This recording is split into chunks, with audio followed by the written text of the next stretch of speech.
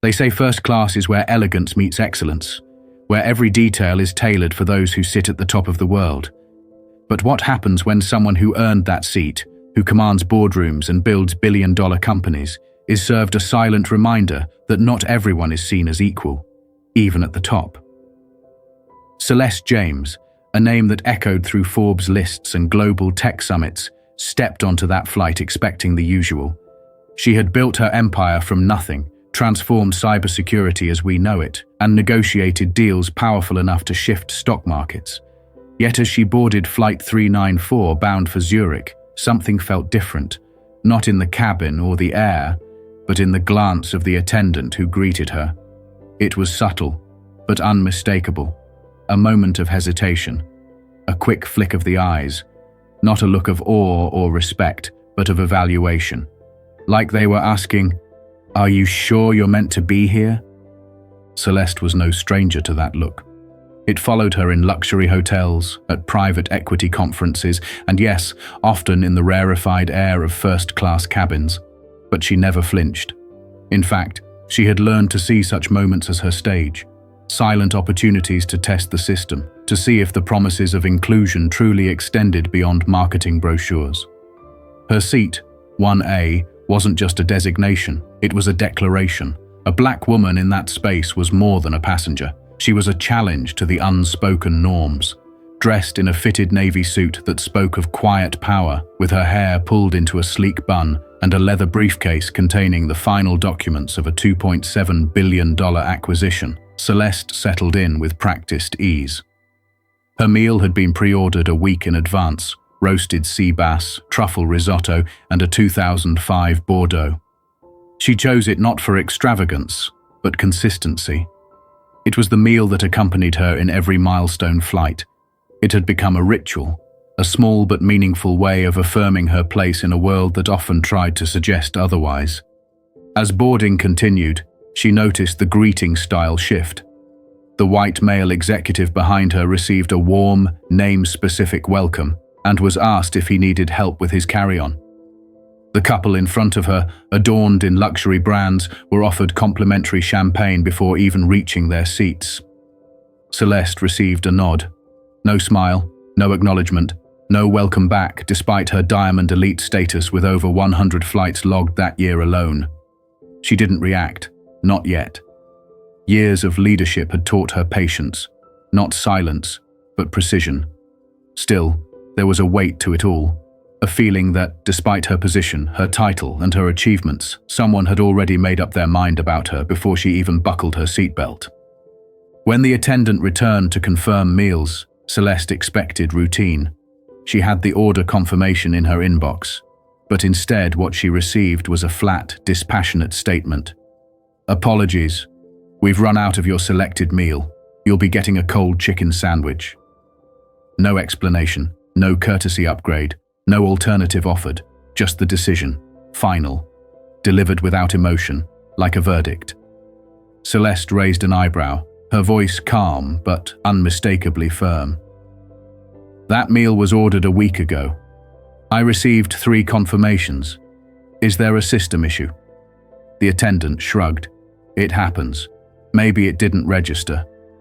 And with that, she turned and walked away. Just like that. Just as if Celeste's voice, her status, her presence, meant nothing. Celeste leaned back. She didn't touch the sandwich. She didn't sip the water, because this wasn't about food anymore. This was about the invisible line that had just been drawn across her tray table. A line that said, "No matter how high you rise, there are still spaces where you will be reminded that you are not one of us."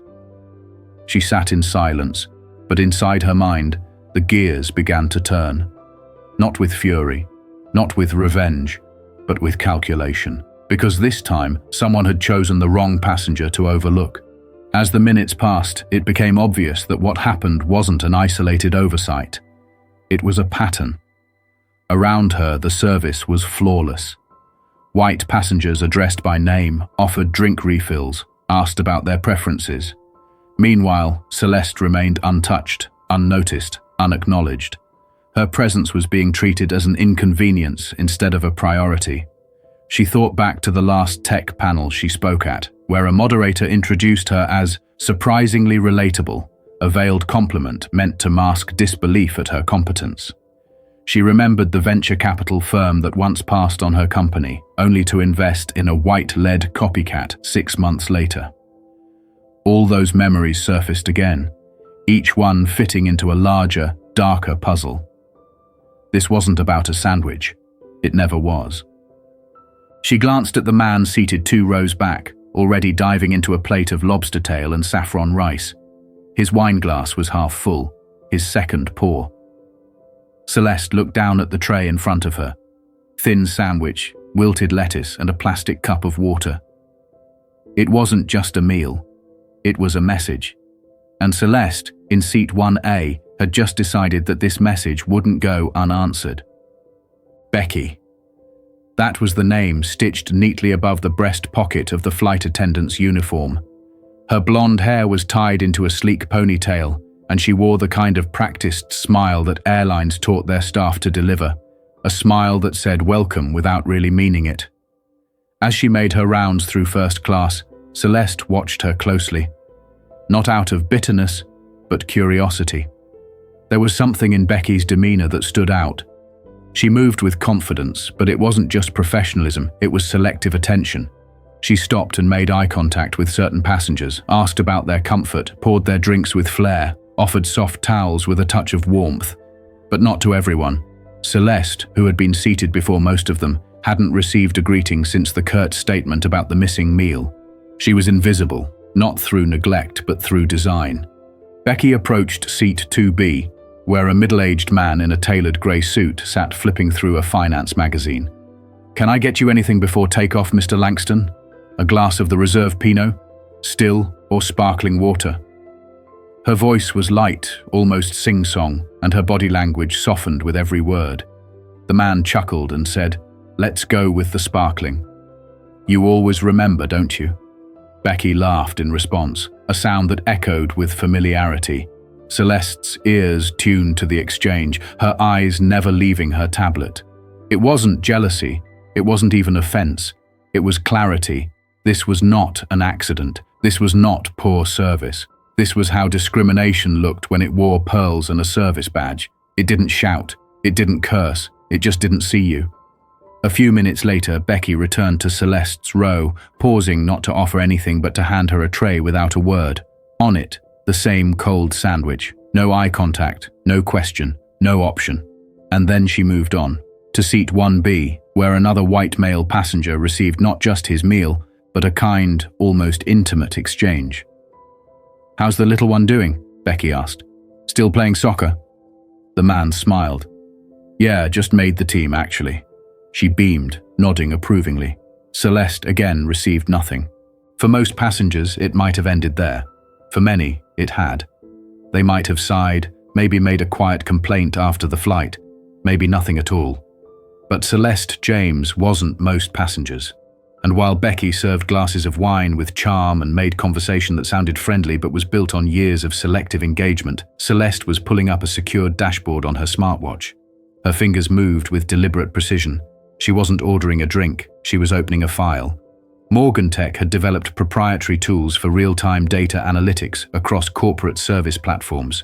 Celeste had the clearance, and more importantly, she had the motive. She entered the flight number, the employee code she discreetly read off Becky's badge, and waited as the system pulled archived performance records from Stratus Air's internal network, systems Morgantech had partnered with to protect VIP customer information. She wasn't breaching anything. She was protecting herself. And in doing so, she was about to uncover the cracks in a polished lie. In less than 30 seconds, a profile populated. Rebecca Ann Whitmore, senior cabin attendant, 6 years of service, high praise on appearance and punctuality, but beneath the surface, 2 flagged incidents buried in the footnotes. Both were service-related complaints, one filed by an Indian-American doctor who noted she was overlooked during meal distribution despite pre-ordering. Another from a black entrepreneur who noted delayed service, while other passengers were repeatedly checked on. Neither resulted in disciplinary action. Inconclusive, the report stated. No pattern of behavior established. Celeste raised an eyebrow. Not because it surprised her, but because it was exactly what she expected to find. She tapped again, opening a new chat window labeled EAP, Emergency Audit Protocol. The message was brief, as all of hers were. Initiate audit, Flight 394. Attendant ID RW8385. Confirm in 10. She sent it directly to her executive assistant, Aaliyah Grant, who was trained not just to manage appointments, but to handle security-level requests across international entities. Celeste didn't need to explain. Aaliyah would understand. The audit had begun. Around her, laughter floated above the first-class cabin like perfume, pleasant, indulgent, and completely unaware of the silent fire that had been lit. A man behind her tapped his fork against his plate, complimenting the seasoning on his steak. Another was mid-discussion about crypto investments, his voice full of privilege and prediction. And there was Celeste, poised in seat 1A, the only one served a meal that looked like it belonged in the back of the plane, not at the front. But she didn't make a scene. She didn't raise her voice. She didn't even touch the sandwich. Because right now she wasn't a passenger, she was a strategist. And the game had just changed. The difference was simple. They thought they were ignoring a woman who wouldn't make noise. What they didn't realize was that silence could be louder than anything else when paired with power, precision, and undeniable truth. Celeste didn't need to fight the system. She had built systems, and this time she was going to use every tool at her disposal to show Stratus Air exactly what it meant to serve all passengers, not just the ones who looked familiar. The report came back faster than even Celeste expected. Within minutes, Aaliyah had responded from the Morgan Tech Command Center with a data packet so dense it could rival a legal brief. Celeste opened it silently, eyes scanning line after line of internal records that had never seen the light of day. The summary was damning. Becky Whitmore had been the subject of multiple informal complaints over the last 3 years, none of them severe enough to trigger formal disciplinary action, but each one threading a dangerous pattern. 3 passengers, all women of color, had flagged inconsistent service. 2 noted Becky's dismissive tone when addressing their seating issues. 1, a Nigerian business consultant, had even submitted a written statement describing her treatment as deliberate exclusion masked as professional oversight. And there it was again, no pattern of behavior established. That phrase repeated like a shield. But Celeste saw what others missed. There was a pattern. It just wasn't loud enough for those who weren't looking. Celeste forwarded the file to her legal counsel on standby with a subject line that read, "Catalog this. Potential systemic bias. Urgent." She didn't need anyone to draw conclusions yet. She only needed the facts preserved, because facts, once exposed, had a way of forcing change whether people wanted it or not. She returned to her main dashboard and cross-referenced Becky's staff ID against customer service analytics on flights she'd staffed.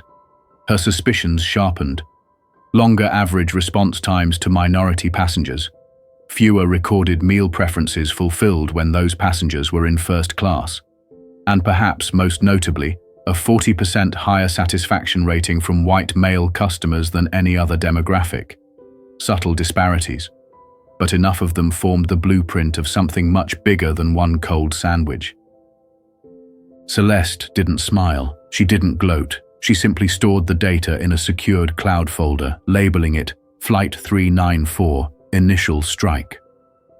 As she tapped to close the report, she noticed the air around her hadn't changed. Becky continued to move through the cabin as if everything was perfectly in order, serving chocolates, refilling glasses, and exchanging polite banter with the usual suspects. It was business as usual, at least for everyone else. But the silence around seat 1A had become deafening. Not a single member of the crew had acknowledged the downgraded meal or checked if she needed anything. It was as if they'd all silently agreed that her seat didn't demand the same standard. And yet that silence wasn't empty. It was loud with implication, loud with centuries of being told to be grateful for whatever scraps you're given, loud with unspoken rules that people like Celeste were supposed to endure rather than confront. And as the flight continued across the Atlantic, Celeste sat still, not because she was waiting for better treatment, but because she was watching how comfort was distributed. how respect was performed, how invisibility was so efficiently enforced in a place built for visibility. The first formal trigger came when she issued a second directive through her internal comms app, this time not just to Alia but to her chief of internal intelligence, who oversaw enterprise-grade AI models designed to measure behavioral patterns. Pull cabin footage, analyze interaction frequency and tone between crew and passengers in row 1.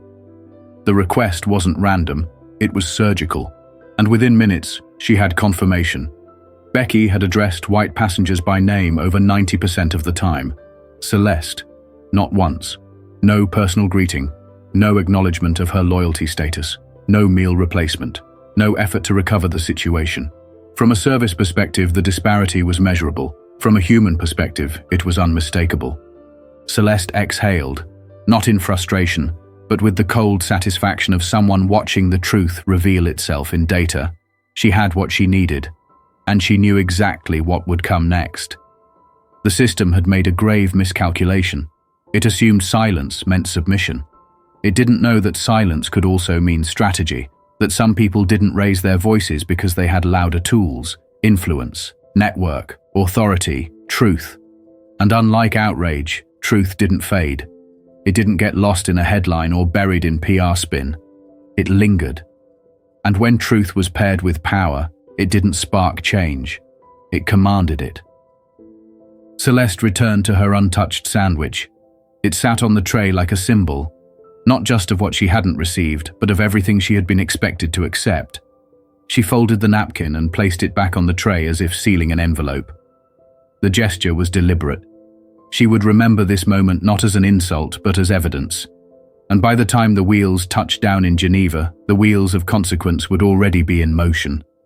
While most passengers sipped dessert wine and laughed about tax havens and the next startup unicorns, Celeste typed a single line into a secure terminal app. Red line protocol confirmed. Prepare legal transfer on arrival.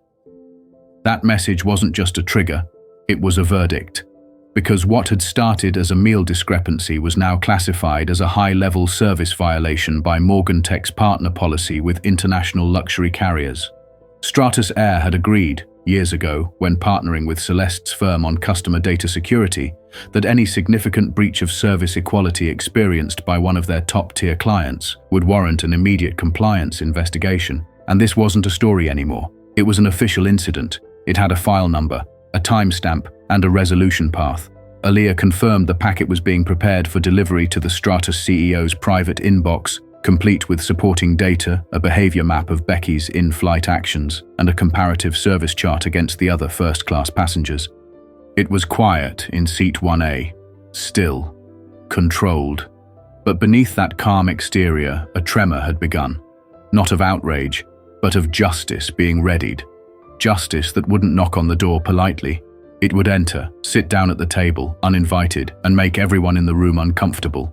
Because Celeste James wasn't here to teach a lesson. She was here to change the entire syllabus. The plane touched down with the faintest shudder, wheels kissing the runway beneath Geneva's overcast skies. For the rest of the passengers in first class, it was just another smooth landing, another executive arrival cushioned by luxury. But for Celeste James, the moment was symbolic, like the gavel falling at the end of a trial. She didn't rush to stand or reach for her bag. Her seatbelt remained fastened, her hands resting calmly on her lap. The tray with the untouched sandwich had already been pushed aside. In its place now sat her tablet, open to a secured channel where a message blinked quietly on screen. Stratus Air Geneva Response Team confirmed on site. Audit protocol red line accepted. HR and legal present upon gate arrival. Outside the window, ground staff maneuvered with routine efficiency. But just beyond the usual bustle, 3 figures stood still. 2 in tailored suits, 1 holding a digital slate. The third, in a navy blue overcoat, bore the subtle gold pin of Stratus Air's European executive team. These weren't greeters, they were responders.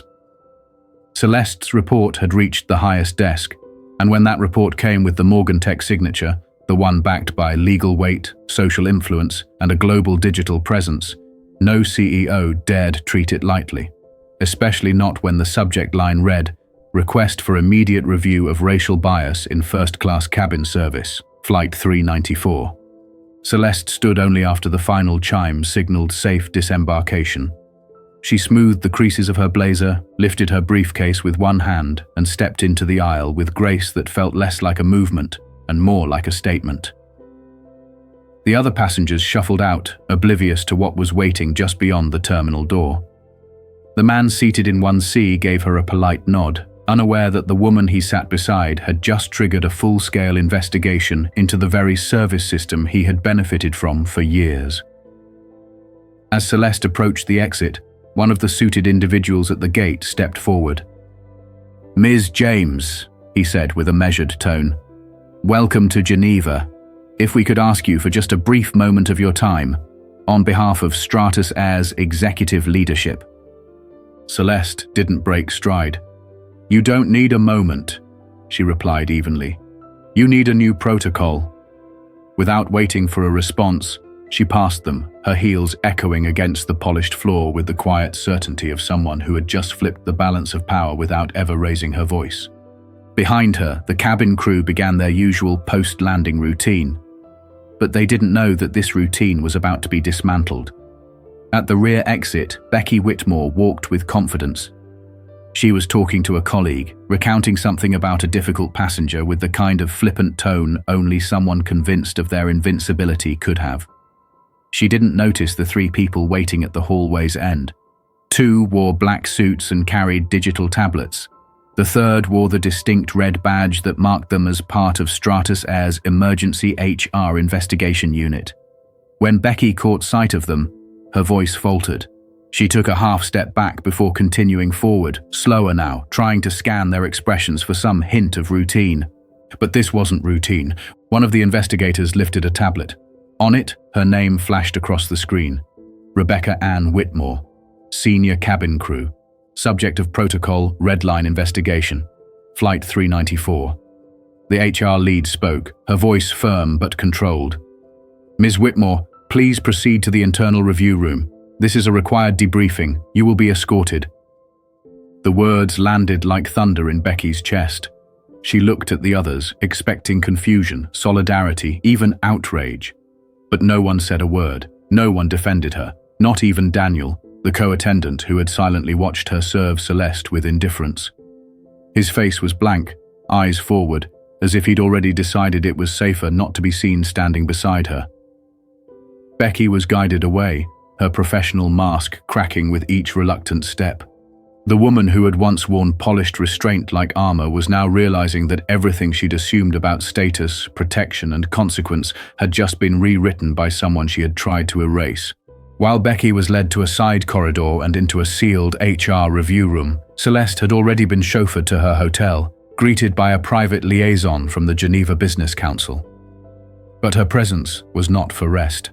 She had arrived not just as a CEO attending a summit, but as the centerpiece of a storm that was about to break wide open.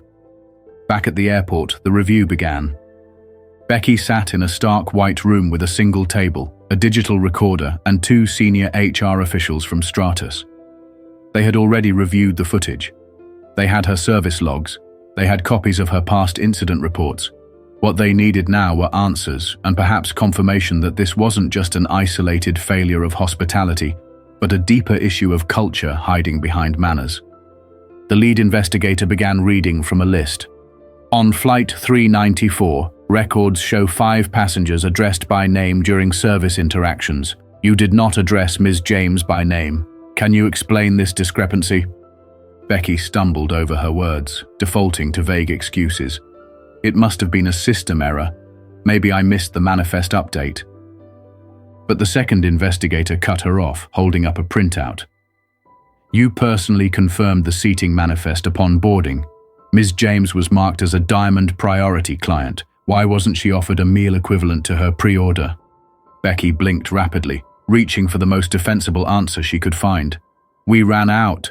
There was confusion with the catering list. It happens sometimes. And yet, the investigator replied, 4 other passengers received their pre-ordered meals.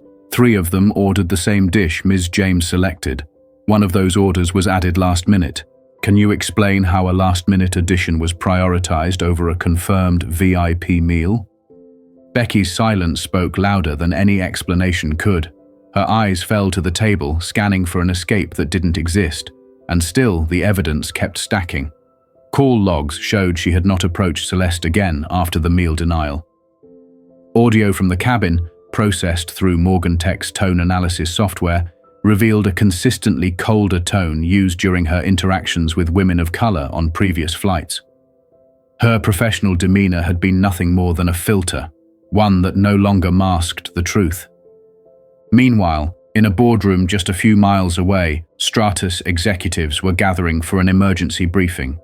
The internal report had been circulated, a detailed breakdown of Celeste James's experience aboard Flight 394, accompanied by a behavioral analysis chart comparing service time, tone, and treatment across first-class passengers.